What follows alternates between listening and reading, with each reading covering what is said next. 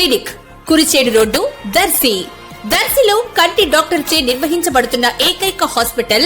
వైద్య వృత్తిలో విశేష అనుభవం గల doctor T Padmaja, MBBS MS, ophthalmology, కంటి వైద్య నిపుణులు, ఆంధ్ర మెడికల్ కాలేజీ, వైజాగ్.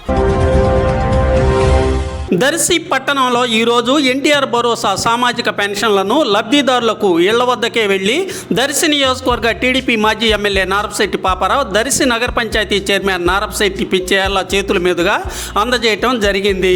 ఈ మార్చి నెలలో పెన్షన్ పొందుతూ భర్త చనిపోగా ఈ ఏప్రిల్ నెలలోనే వెంటనే మృతుని భార్యకు పెన్షన్ మంజూరు చేసి అందజేయటం జరిగింది. ఈ సందర్భంగా మాజీ ఎమ్మెల్యే నారపశెట్టి పాపారావు మాట్లాడటం జరిగింది. కార్యక్రమంలో vice chairman G Steven, commissioner Y Mahesh, పలువురు స్థానిక నాయకులు పాల్గొన్నారు.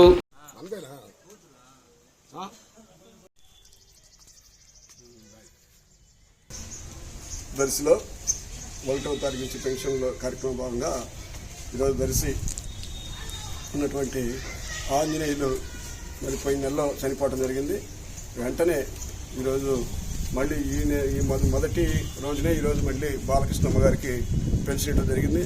అంటే చంద్రబాబు గారు వెంటనే పెన్షన్స్ చనిపోయిన వారికి ఇవ్వాలనేది ఈ రాష్ట్ర ప్రభుత్వం యొక్క ఉద్దేశం. చంద్రబాబు ప్రత్యేక దృష్టి సారించి, ఎందుకంటే వీళ్ళు మరి ఉన్నటువంటి పేదవారికి గతంలో మరి ఆయన పెన్షన్ తీసుకుంటుండేవాళ్ళు. ఆయన చనిపోతే అంటే వాళ్ళ భార్యకు కూడా ఇవ్వటం జరిగింది. ఎందుకంటే వారు పేదవారు, మరి వాళ్ళ పెన్షన్ మీదే బతుకుతున్నటువంటి దాంతో ఈరోజు వెంటనే పెన్షన్ ఇవ్వటం మరి జరిగింది. మరి ప్రజలందరూ కూడా ఈరోజు మరి రాష్ట్ర ప్రభుత్వం చేస్తున్నటువంటి చంద్రబాబు నాయుడు గారు చేస్తున్నటువంటి సంక్షేమ కార్యక్రమాలు మరి ఒక పక్క, మరి పెన్షన్ కూడా ఆయన గతంలో ఒకేసారి చెప్పడం జరిగింది. ఆయన మొదటి సంతకం కూడా మరి రావడంతో 1000 రూపాయలు మరి ఆ రోజు 3000 ఉన్నటువంటి 4000 రూపాయలు చేయటం జరిగింది. గతంలో మరి జగన్మోహన్ రెడ్డి గారు ఆయన 5 సంవత్సరాల కాలంలో 1000 పెంచడానికి 5 సంవత్సరాలు పట్టింది.